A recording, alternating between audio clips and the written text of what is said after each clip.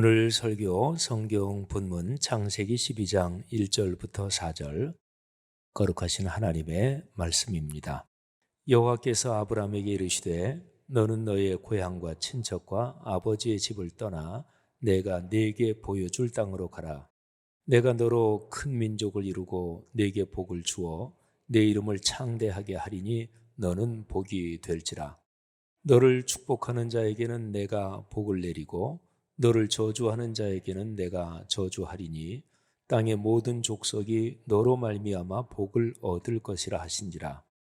이에 아브라함이 여호와의 말씀을 따라갔고 롯도 그와 함께 갔으며 아브라함이 하란을 떠날 때에 75세였더라. 아멘.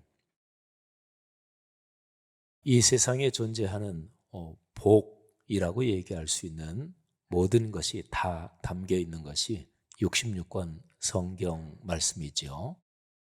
거룩한 하나님의 말씀에 담겨 있는 그 복이 여러분의 삶으로 넉넉하게 이어지는 올 한 해 또 여러분의 인생 되기를 주의 이름으로 축복합니다. 하나님의 말씀이 우리의 삶으로 이어지게 하는 그 길이 말씀 묵상이지요. 그래서 그리스도인이 걸어가는 길은 말씀 묵상의 길입니다. 목사가 인생 여정을 걸어가며 가장 중요한 일은 말씀 사역이지요. 말씀을 가르치고 또 공예배에서 말씀을 선포하는 설교 사역, 그리고 세례를 베풀고 성찬을 집례하고 목사의 핵심 사역인데 모든 게 다 이제 말씀에 걸려 있지요. 그런데 목사로 살아가면서 특별하게 설교를 할 때가 있습니다.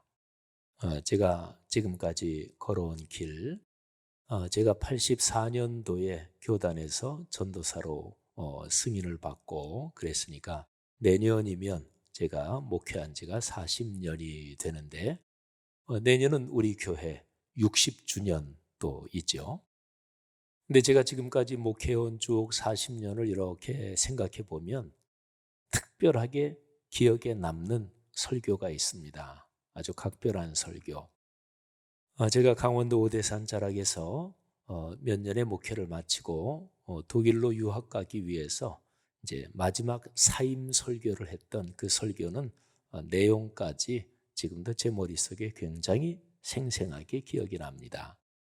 또 처음 목사 취임을 하고 안수를 받고 그러면서 한 설교라든지 어떤 특별하고 각별한 설교들이 있습니다. 근데 오늘 설교하고 그리고 다음 주일 설교는 제가 은퇴할 때까지 평생 목회하고서 나중에 과거를 돌아볼 때 그때 코로나 3년 끝나는 시점에서 1월 마지막 주일, 2월 첫째 주일 두 번의 설교는 저한테 각별한 기억으로 평생 남을 아마 그런 설교가 될 것입니다. 오늘 설교를 위해서 제 마음이 또 특별히 각별했고 또 이런저런 생각, 또 기도를 많이 했죠. 우리 교회 설립 60주년이 2024년 내년입니다. 1964년 3월 둘째 주일에 우리 교회가 설립이 됐으니까 2024년을 중심으로 해서 앞에 1년, 뒤에 1년, 그래서 3년 동안을 60주년 사역 기간으로 삼고 우리가 이제 올해부터 이제 발걸음을 떼기 시작한 거죠. 60년, 이 60주년 사역, 3년에 걸친 사역의 표어가 은혜로 걸어온 60년, 말씀으로 희망하는 100주년. 이게 이제 표어입니다. 그리고 주제 성경 구절은 요한복음 1장 14절이에요. 성자 하나님, 하나님의 독생자, 더 정확하게 말하면 하나님 자신이시죠. 하나님께서 그 말씀이신 하나님께서 사람 몸을 입고 이 땅에 오신 말씀이 육신이 되어 우리 가운데 거하심에 우리가 그 영광을 보니 아버지의 독생자의 영광이요 은혜와 진리가 충만하더라. 요한복음 1장 14절 말씀을 성육신 사건을 우리에게 가르쳐준 가장 고전적인 구절이죠. 이 성육신의 원리가 기독교 신앙의 심장입니다. 기독교 신앙은 하나님의 거룩한 뜻이 우리의 삶에서 이루어지는 거예요. 예수 그리스도께서 주기도문에서 아버지의 뜻이 하늘에서 이루어진 것처럼 우리가 사는 이 땅에서도 이루어지게 해 주십시오. 너희는 이거를 위해서 기도해라. 이렇게 문구까지 가르쳐 주셨잖아요. 아버지의 뜻이 우리가 사는 이 사회, 역사, 우리 삶의 현장에서 이루어진다. 이거 하고 아버지의 나라가 임하시옵소서. 그건 사실은 똑같은 얘기고 아버지의 이름이 우리의 삶을 통해서 영광을 받으시옵소서. 이것도 또 똑같은 얘기입니다. 하나님 아버지의 뜻이 우리가 사는 삶의 현장에서 이루어지는 것, 그를 좀 더 구체적으로 말하면 66권 성경에 하늘아버지의 뜻이 담겨 있으니까 성경 말씀이 우리의 삶에서 이루어지게 해 주십시오. 이거지요. 그게 바로 말씀이 삶이 되는 성육신이지요. 그래서 우리 교회는 60주년 사역 3년에 걸쳐서 진행하면서 요한복음 1장 14절을 가슴에 꼭 붙들고 3년을 걸어갈 것입니다. 제가 작년 이제 후반기 또 연말에는 3년 동안의 성경 구절을 정하고 그 다음에 2023년, 24년, 25년 매년마다 성경 구절을 사실은 또 하나 정하려고 그랬어요. 근데 초점 흐리는 것보다 3년 동안은 요한복음 1장 14절 한 구절 붙잡고 걸어가자. 그리고 우리 교회에 항구적인 중심 성경 구절이 있지요. 사도행전 6장 7절. 우리 다 같이 한번 하겠습니다. 시작. 하나님의 말씀이 점점 왕성하여 예루살렘에 있는 제자의 수가 더 심히 많아지고 허다한 제사장의 무리도 이 도에 복종하니라. 아멘. 여러분, 사도행전 6장 7절도 말씀이 살아 움직인다. 그 내용을 담고 있죠. 이게 사도행전 전체의 요점입니다. 사도행전 1장 8절에 유명한 구절이지요. 그리고 사도행전 28개 장의 요절이라고 하는 그런 말씀이죠. 사도행전 1장 8절. 오직 성령이 너희에게 임하시면 너희가 권능을 받고 예루살렘과 온 유대와 사마리아와 땅 끝까지 이르러 내 증인이 되리라 하시니라. 아멘. 그런데 성령이 임하셔서 증인이 된다. 그거는 말씀을 전한다는 거지요. 말씀이신 예수 그리스도에 대해서 기록하고 증언한 신구약 성경 66권의 말씀을 가지고 예수님을 전한다는 거지요. 그러면 말씀을 전하기 위해서 내가 먼저 말씀대로 살지 않으면 전하는 말씀의 신뢰가 떨어집니다. 성형외과 의사분들이나 또는 그런 뷰티 산업에 종사하시는 분들은 하여튼 한마디로 피부 고와야 되고 얼굴 이뻐야 돼요. 하여튼 성형외과 분들은 자신이 성형수술을 받더라도 근데 성형외과 또는 뷰티 산업, 화장품 이런 산업에 종사하시는 분들이 피부가 거칠고 뭐 이렇다. 그러면 그 사람들이 선전하는 제품을 누가 사겠어요? 그 모든 거 다 마찬가지죠.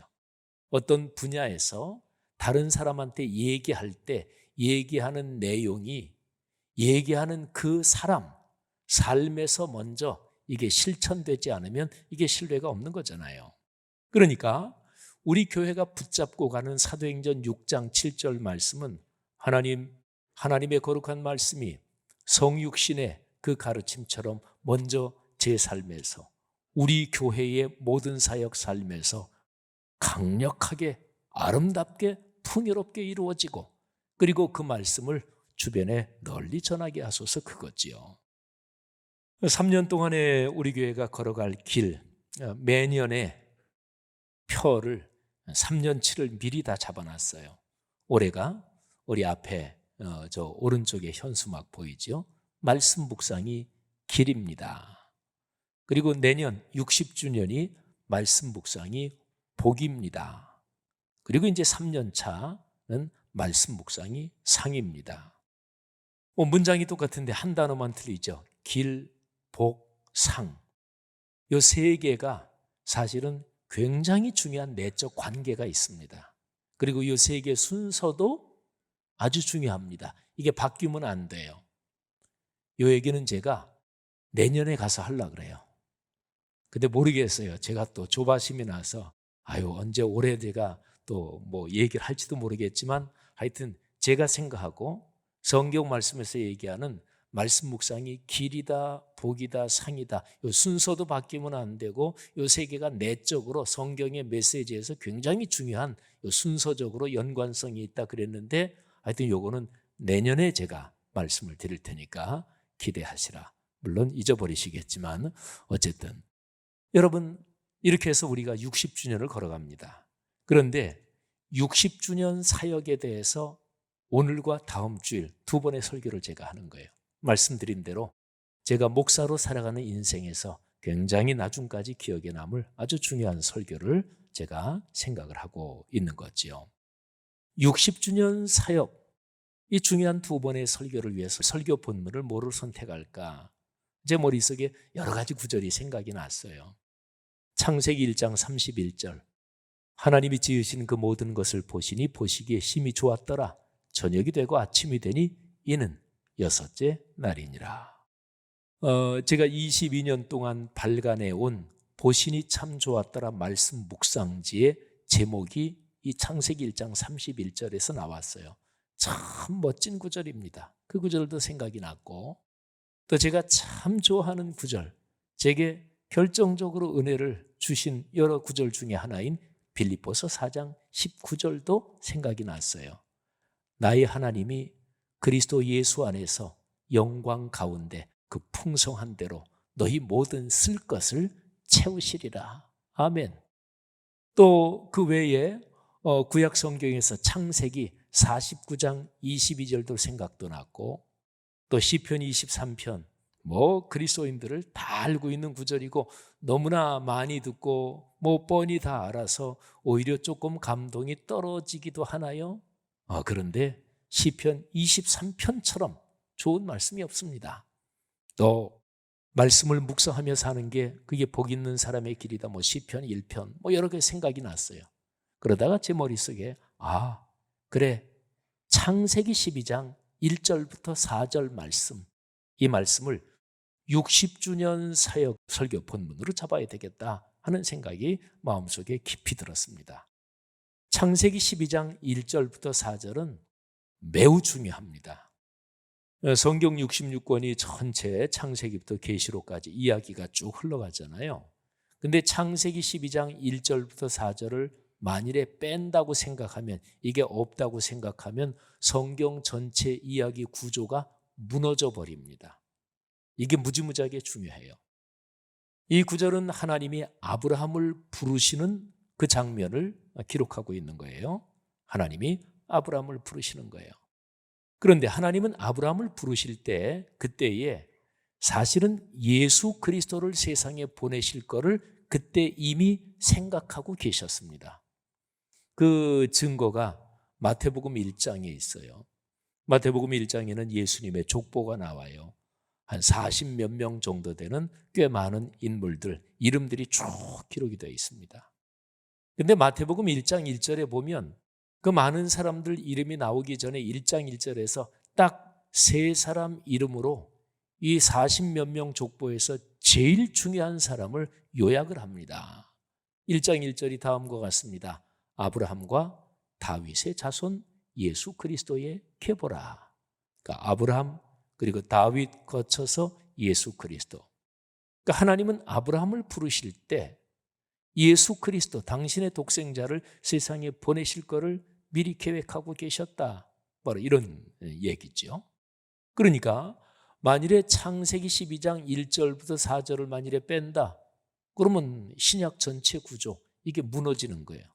그만큼 이 구절이 중요합니다.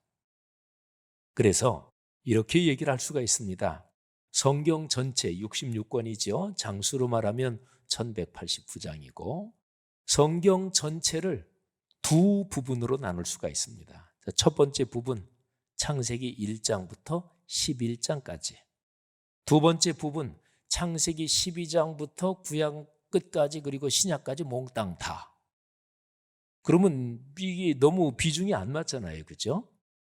우리 한글 번역으로는 1189장인데 뭐 독일어 성경이나 외계는 한두 장 차이가 좀 나긴 해요. 어쨌든 1189장에서 11장 이게 한 덩어리, 그다음에 1178장 이게 한 덩어리, 너무 비중이 안 맞잖아요. 그런데 사실은 이렇게 나누면서 그 이유를 설명하고 이유를 생각하면 굉장히 이게 중요한 뜻이 들어 있습니다. 성경 전체 내용은 창조와 타락과 구원에 대한 이야기예요. 그러니까 66권을 다 설명하면서 태초부터 이 존재하는 모든 것이 끝나는 그때까지의 모든 스토리는 세 단어로 설명할 수 있어요. 아름다우신 복스러운 창조. 그런데 죄 때문에 타락이 들어왔죠. 그리고 타락된 세상을 하나님이 사랑하셔서 구원하시는 거죠. 창조, 타락, 구원. 근데 가장 심하게 가장 못되게 타락한 그 장면이 창세기 11장에 나옵니다. 바벨탑 사건이에요. 거기 보면은 사람들이 대를 높게 탑을 하늘 꼭대기까지 닿게 쌓자. 그리고 우리 이름을 내자. 그러니까 그 바벨탑은요, 사람들이 신이고 창조주고 다 필요 없다. 다 치워버리고 우리가 신이 되자. 이런 얘기입니다. 그러니까 타락 중에서 뭐 그것보다 더 큰 타락이 어디 있겠어요. 그러니까 창세기 1장부터 11장까지 내려오면서 타락이 하늘을 찌른 거예요. 타락이 극심해진 거예요.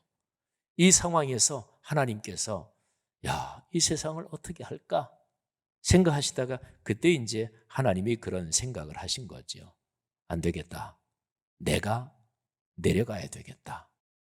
삼위 안에서 성부, 성자, 성령은 한 분 하나님이십니다. 그러니까 성자 하나님, 독생자 예수 그리스도께서 이 땅에 오신 것은 하나님이 직접 내려오신 거랑 똑같아요. 여러분, 중요한 일은 다 직접 갑니다. 그죠? 예를 들어서 여러분 전 재산이 걸린 어떤 계약을 하면서 누구 그냥 친구한테 네가 가서 대신 좀 해. 그래요?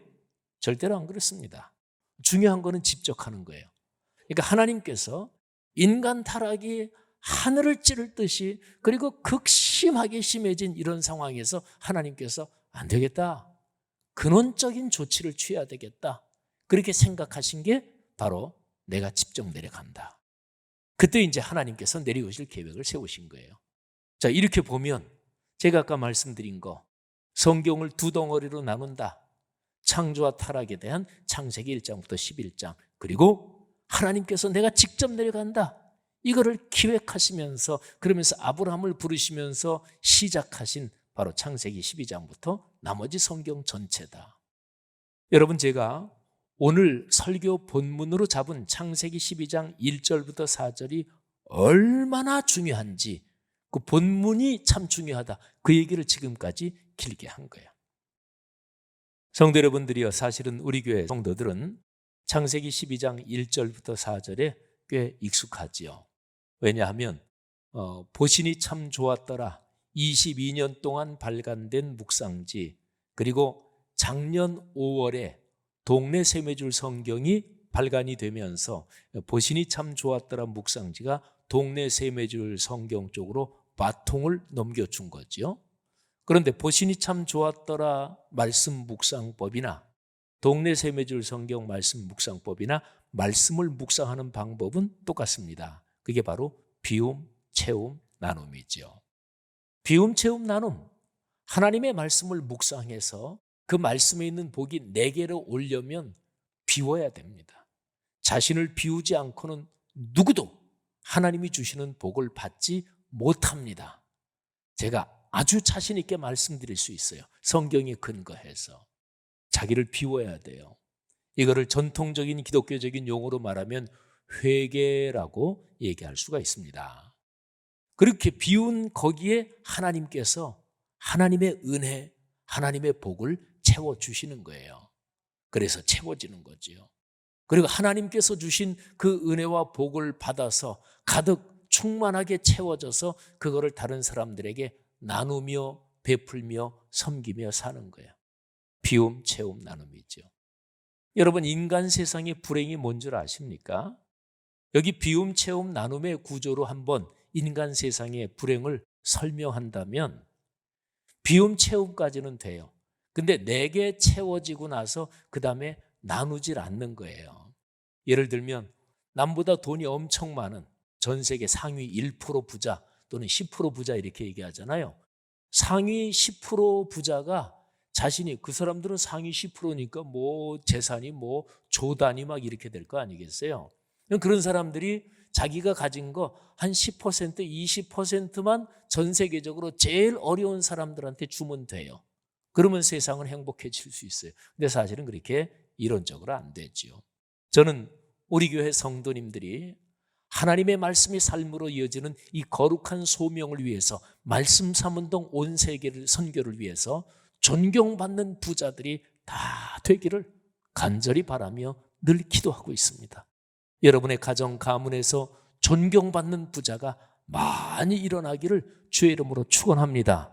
60주년 사역이 진행되는 3년 동안 하나님께서 경제에 큰 문들을 열어주시는 가정들이 있을 것입니다. 그런 복이 넉넉하기를 주의 이름으로 축원합니다. 근데 돈을 많이 가졌다고 많이 나누는 건 절대로 아니에요. 오히려 뭐 그냥 넉넉하지 않은데, 그런데 참 아름답게 나누며 사시는 분들이 있죠. 돈뿐인가요? 사회적으로 높은 자리에 올라갈 때, 높은 자리라는 게 다른 게 아니고 결정 권한이 많은 자리예요.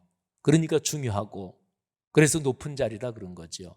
그러면 내가 남보다 더 많은 결정 권한을 가졌을 때 그 권한을 가지고 좋은 일을 하고 최선을 다해서 섬겨야 되는데 보통은 안 그러잖아요.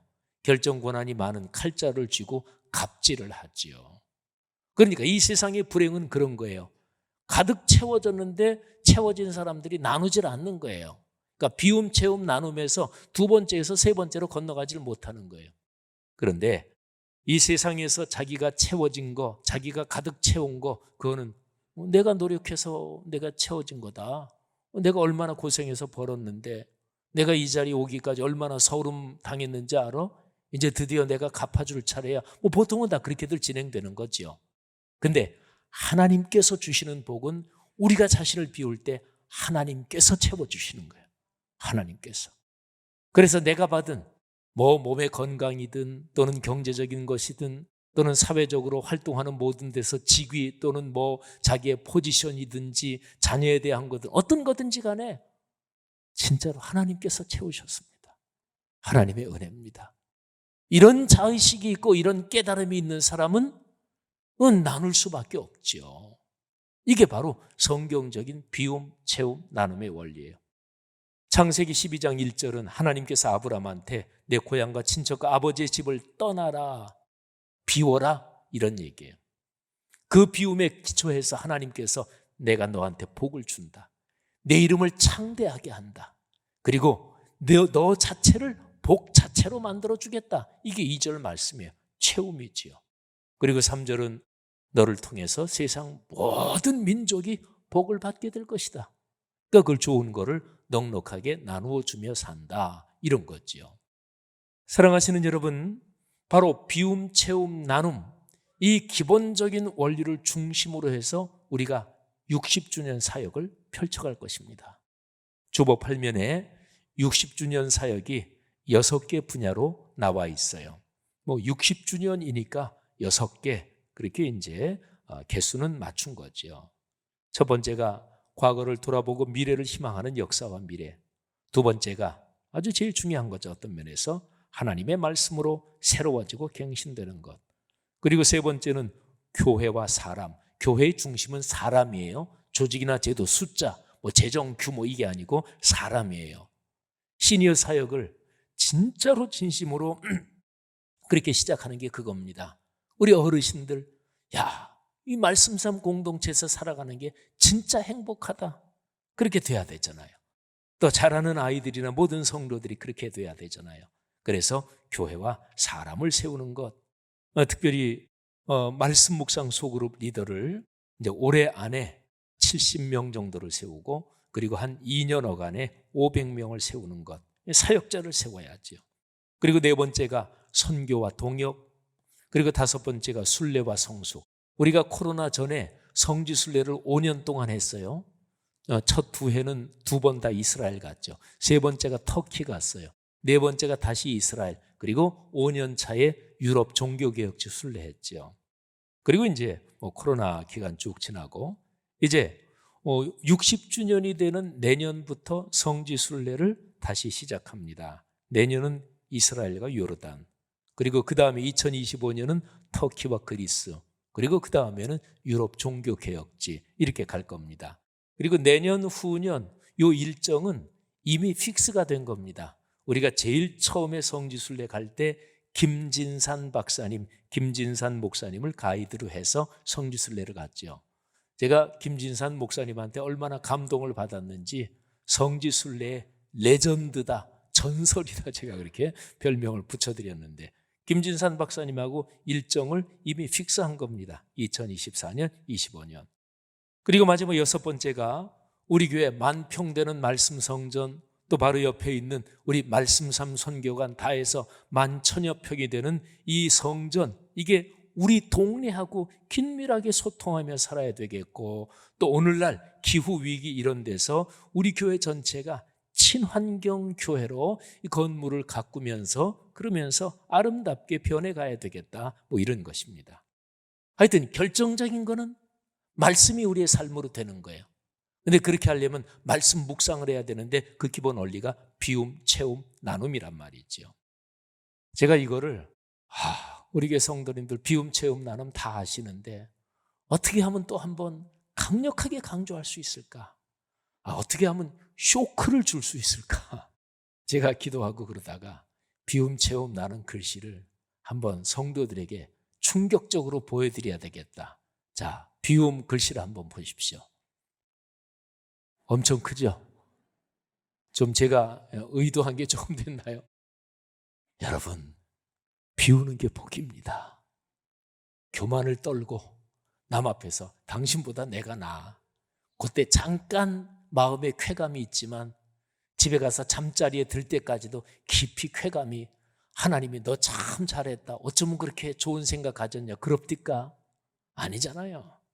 여러분, 비우는 게 복입니다. 자, 두 번째, 거기에 하나님이 채우십니다. 자, 보세요. 채움, 이것도 제일 크게 제가 해달라 그랬어요. 화면에 꽉 차게. 하늘의 복으로 하나님이 채우십니다. 영육간에 채우십니다. 자, 그리고 세 번째가 나눔입니다. 자, 우리가 하나님이 주신 그 복으로 사람들에게 나누는 거예요. 제가 얼마나 머리를 쥐어 짜냈을까 생각해 보세요. 나눔 다 이렇게 저렇게 띄어서. 근데 그걸 나눠주면 하나님이 계속 채워주십니다. 믿으시기를 바랍니다. 비움, 채움, 나눔, 하나님께서 아브라함에게 얘야, 내가 천지를 창조한 창조의 주권자고 내가 세상을 섭리하는 섭리의 주권자다. 그리고 내가 세상을 구원한다. 그런데 내가 만든 세상이라서 내가 가장 잘하는데 이 세상에서, 내가 만든 세상에서 행복하게 살려면 그 기본적인 원리가 비움, 채움, 나눔이야. 네가 그렇게 살았으면 좋겠다. 그랬더니 아브라함이 그 말씀을 듣고 순종했어요. 4절에 보니까 아브라함이 여호와의 말씀을 따라갔고, 아브라함이 뭐를 따라갔다고요? 말씀을 따라갔다고요. 그러니까 말씀이 삶이 된 거예요. 성육신이 이루어진 거죠. 그래서 마지막으로 말씀이 삶이 됐다. 하나님의 말씀이 우리의 삶으로. 성도 여러분들이요, 말씀이 삶이 되는 복이 올해 내내, 그리고 특별히 우리 교회 60주년 사역이 진행되는 3년 내내 가득하기를, 충만하기를 주의 이름으로 축원합니다. 우리는 보통 믿음이 있어야 그리스도인이 복을 받는다, 믿음으로 세상을 이긴다, 그런 얘기 하잖아요. 그런데 주 예수 믿는 힘으로 온 세상이 이기네. 주 예수를 믿는 믿음의 힘이 세지면 세상에서 쫄지 않습니다. 걱정, 염려하고 밤잠 못 자고 그러지 않습니다. 그러니까 믿음이 있어야 돼요. 근데 주 예수를 믿는 믿음이 있어야 돼요. 근데 주 예수를 믿는 믿음은 어떻게 생기는 것일까요? 예수님하고 가까워져야 되잖아요. 예수님을 잘 알아야 되잖아요. 어떻게 예수님을 알 수 있어요? 66권 성경이 예수님에 대해서 기록한 글이니까, 그 책이니까 66권 성경을 읽고 묵상해야 돼요. 그러면 예수님을 정확하게 점점 더 알아가요. 그래서 요한복음 15장에 있는 대로 포도나무의 비유에서처럼 내가 예수님 안에, 예수님이 내 안에 성령의 능력으로 예수님하고 동행하면서 사는 거예요. 갈라디아서 2장 20절 표현으로 말하면 내가 그리스도와 함께 십자가에 못 박혔나니 그런즉 이제는 내가 사는 것이 아니요 오직 내 안에 그리스도께서 사시는 것이라. 이제 내가 육체 가운데 사는 것은 나를 사랑하사 나를 위하여 자기 자신을 버리신 하나님의 아들을 믿는 믿음 안에서 사는 것이라. 믿음이 깊어지는 방법, 말씀 묵상하시는 거예요. 동네 세매줄 성경 가지고 말씀 묵상하시는 거예요. 그러면 여러분의 삶이 잘 될 것입니다. 세상을 이길 것입니다. 사랑하시는 여러분, 이 길로 걸어가시고 그리고 이 사역에 헌신하는 성도마다, 가정 가문마다 하나님이 큰 복을 내려주실 것입니다. 이 복의 중심에서 걸어가는 우리 교회 공동체 되시기를 주의 이름으로 축원합니다.